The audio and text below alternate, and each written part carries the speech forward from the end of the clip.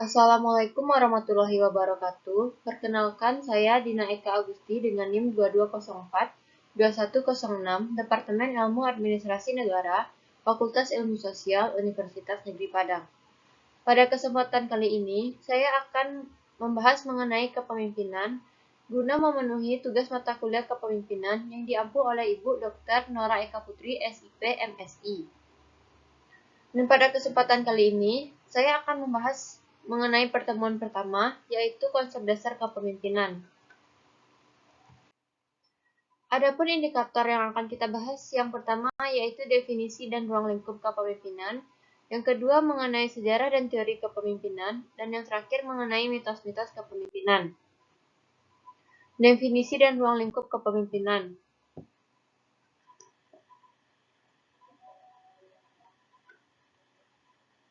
Kepemimpinan adalah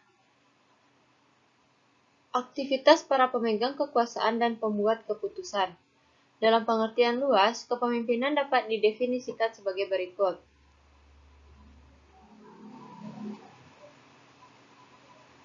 Yaitu seorang yang mempengaruhi anggota-anggota kelompoknya, seorang yang mempengaruhi anggota-anggota organisasi dalam banyak kegiatan, seseorang yang mempengaruhi anggota-anggota kelompok untuk ikut dengan permintaannya dengan rela atau tidak rela, kemampuan seni atau art atau teknik untuk membuat sekelompok orang dengan segala aktivitasnya, mengikuti dan mentaati segala keinginannya dalam mencapai tujuan yang telah ditetapkan.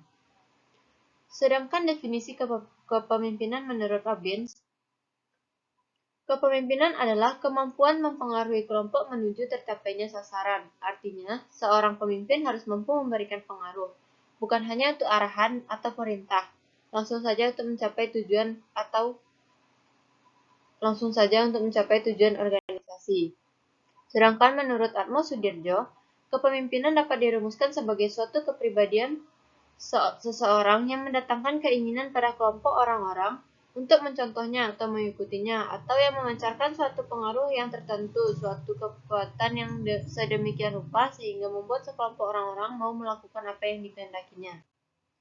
Adapun ruang lingkup kepemimpinan ada dua, yaitu kekuasaan, yang melibatkan kekuatan dan paksaan.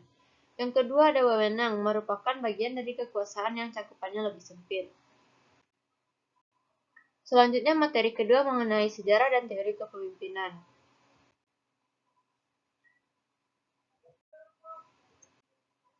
Sejarah kepemimpinan di Indonesia. Sejarah kepemimpinan di Indonesia dapat dikategorikan dengan memperhatikan beberapa fase perkembangan berikut. Fase pertama, masa kolonial Belanda sampai tahun 1953, yang dapat disebut fase Mandor atau fase Klerek.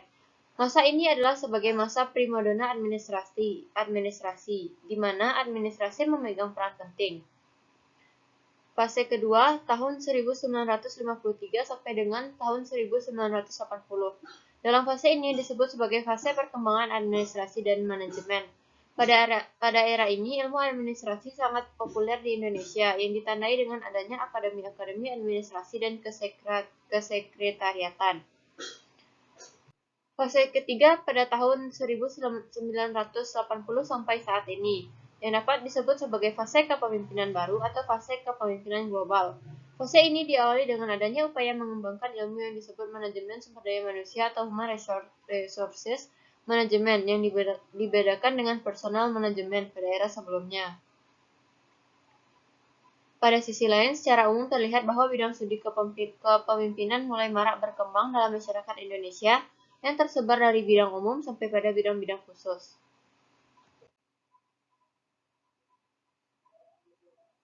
Selanjutnya ada teori kepemimpinan. Yang pertama ada teori sifat, baik yang berusaha untuk mengidentifikasi karakteristik khas seperti fisik, mental, kepribadian yang diasosiasikan dengan keberhasilan kepemimpinan. Teori yang kedua ada teori pribadi perilaku. Di akhir tahun 1940-an, para peneliti mulai mengeksplorasi pemikiran bahwa bagaimana seseorang berperilaku menentukan keefektifan kepemimpinan seseorang. Daripada berusaha menemukan sifat-sifat, mereka meneliti pengaruhnya pada prestasi dan kepuasan pengikut-pengikutnya. Teori yang terakhir, teori kepemimpinan situasional. Suatu pendekatan terhadap kepemimpinan yang menyatakan bahwa pemimpin memahami perilakunya, sifat-sifat bawahannya, dan situasi sebelum menggunakan suatu gaya kepemimpinan tertentu, pendekatan dalam perilaku manusia. Pembahasan terakhir atau pembahasan ketiga mengenai mitos-mitos kepemimpinan. Mitos-mitos kepemimpinan yang pertama, pemimpin itu dilahirkan bukan dihasilkan. Pemimpin ini memiliki akar budaya yang sangat kuat. Para pendukung mitos ini berkeyakinan bahwa seseorang pemimpin itu memang dari sananya sudah ditakdirkan sebagai pahlawan, yang bercirikan memiliki kekuatan fisik, semangat, kemampuan, dan kebijaksanaan yang super berbeda dengan orang biasa. Contoh yang dapat kita lihat adalah terpilihnya Megawati Soekarno Putri sebagai Presiden Republik Indonesia. Faktor yang paling menentukan bukanlah kemauan, kemampuan, dan kebijaksanaan Megawati dalam memimpin bangsa Indonesia melepaskan diri dari krisis dan keterpurukan yang berkepanjangan, tetapi lebih karena Megawati adalah anak Soekarno, sang proklamator. Mitos yang kedua, sekali pemimpin tetap pemimpin. Mitos ini mirip dengan mitos pemimpin itu dilahirkan bukan dihasilkan. Hanya bedanya jika mitos pemimpin itu dilahirkan bukan dihasilkan menekankan pada faktor keturunan. Sedangkan pada mitos sekali pemimpin tetap pemimpin ini menekankan pada faktor karakter dan prestasi yang dicapai atau track record-nya. Kerap kali kita dengar atau alami dalam proses pemilihan pemimpin, para pemilih memilih pemimpin atas dasar pertimbangan prestasi atau apa saja yang sudah pernah dilakukan dan dihasilkan oleh calon pemimpin tersebut. Misalnya, seorang bupati terpilih karena dulu waktu menjadi kepala desa, ia berhasil membangun desanya. Dari sebelumnya desa tertinggal menjadi desa teladan tingkat kabupaten. Dalam pandangan mitos ini, sang kepala desa yang berhasil membangun desanya pasti juga berhasil mengembangkan kabupaten yang dipimpinnya. Ketika nanti menjadi bupati, ia pun pasti akan mampu menunjukkan keberhasilan yang sama, dan seterusnya.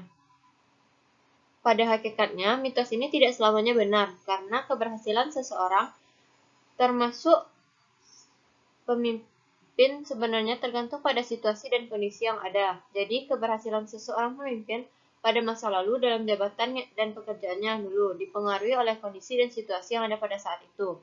Dan dalam kondisi dan situasi yang lain, belum tentu keberhasilan yang sama dapat dicapai sebagus yang pernah dicapainya. Yang terakhir ada mitos pemimpin itu memiliki intensitas perasaan lebih tinggi dibandingkan orang kebanyakan. Mitos ini berkeyakinan bahwa seorang pemimpin memiliki kedalaman dan keluasan perasaan yang jauh dibanding orang-orang kebanyakan. Intensitas perasaan ini bisa beragam bentuknya, salah satunya intensitas emosional. Mereka lebih emosional dibanding dengan orang-orang kebanyakan. Oleh karena itu, mitos ini kadang-kadang juga disebut the anger myth. Jadi, kalau seorang pemimpin marah di kantor, bawahan lebih baik mengikuti saja, jangan melawan atau menunjukkan sikap yang melawan. Mitos marah atau the anger myth ini didasarkan pandangan teori X yang dikemukakan oleh Douglas Gregor, yaitu bahwa manusia itu pada dasarnya membenci pekerjaan yang harus dikerjakannya, sehingga mereka perlu digerakkan dengan tongkat kemarahan agar mau melanjutkan pekerjaannya dengan baik. Menurut teori X, cara yang tepat untuk membuat orang menyukai pekerjaan yang dibencinya adalah dengan memarahi dan menghukumnya. Seorang pemimpin harus mampu membuat anak buahnya takut, karena menurut pandangan teori ini, rasa takut itulah yang dapat menggerakkan kemauan orang untuk bekerja.